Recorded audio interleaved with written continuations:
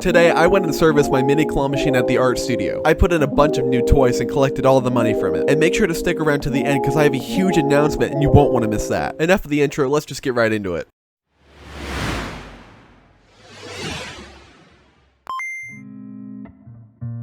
Hey, I'm Steve from Vending Club, and this is my journey from being a hyper-curious kid in Dave & Buster's to opening my own arcade. Today we're going to be servicing and collecting the money from this mini claw machine in an art studio. Now the owner specifically requested this machine to be a winner every time, with the prizes being rubber ducks, as you can see here. And because it's a winner every time machine, every time I do have to service this machine, I have to bring out a whole lot of stuff with me.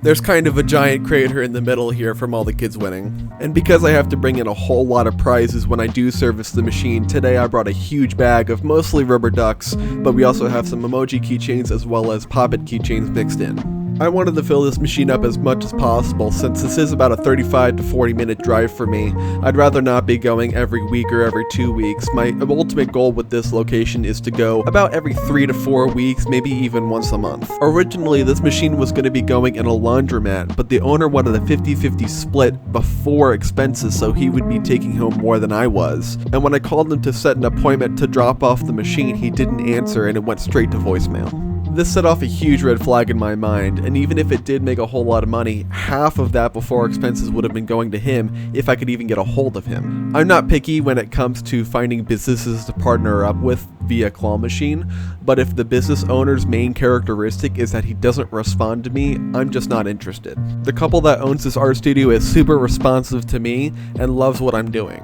Not to mention the machine is still doing very well with the amount of creative people coming in, painting with art, and then coming out and playing the claw machine. This business is a reservation-only splatter paint art studio where most of the patrons are having a birthday party or a celebration there. In fact, most of my sales are from those groups finishing up and wanting to have a little bit more fun before they leave. When I do see credit card transactions, it's usually multiple at a time. And if it's a kid's birthday party, it's usually from the same credit card.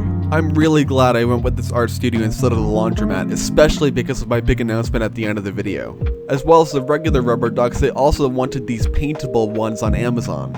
Instead of a glossy plastic like the other ones are made with, these are made with a matte plastic that actually grip paint better. And the employees regularly encourage people to play the claw machine so that they can win the paintable ones and then splatter paint on them. I usually like to sprinkle it on the top for a customizable feature, but I can't mix them in 50-50 with the other rubber ducks since they are a whole lot more expensive than the regular ones. But of course I do want to accommodate the players, so I ended up buying a few 24 packs and I restock them every time I come in by putting them on the top. Because this machine does have a credit card reader, we're going to press full machine and cash collection just so I'd have that on my end. Now that that's done, let's get straight into the money. Right now I only have on the default lock and the combination lock, but before we leave I'm also going to put a discus padlock on the bottom. After that's open, we're going to move this out of the way. It's a 500 stacker DBA. I've never had to use the entire thing on this location, but on my bar location it's come close. After seeing a whole lot of credit card sales in the last 2 weeks, I'm not expecting many quarters, but I'm still expecting some. Looks like we're in a little bit of a jam here, but I can just turn this.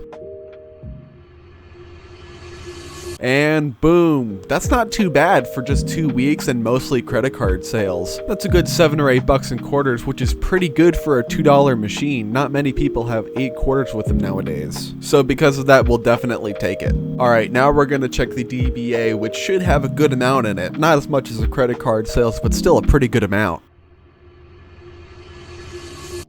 And that is not bad at all, considering that most of the sales are from credit cards. That is not bad at all, especially that $5 on the top. Someone played 3 times in a row with cash, and that's awesome. Of course, we gotta fan it in front of the claw machine just for the thumbnail, and then we can pack up and start cleaning the machine.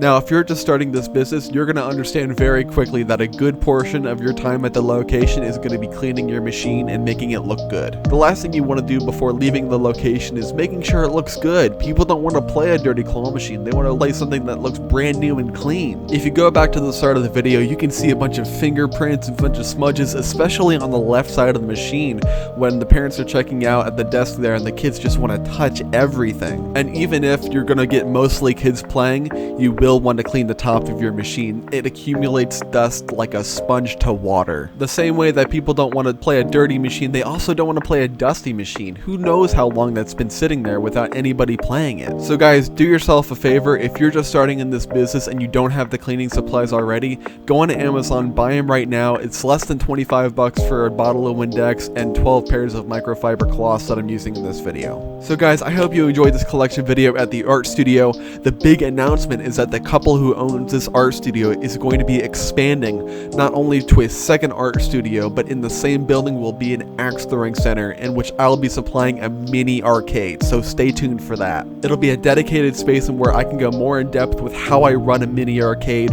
what machines I put in there, my pricing, my prizes, pretty much everything that goes into it, and you guys are going to be the very first ones to see. Until then, subscribe and join the club so you never miss a video, especially ones with the mini arcade, and I'll catch you guys next time.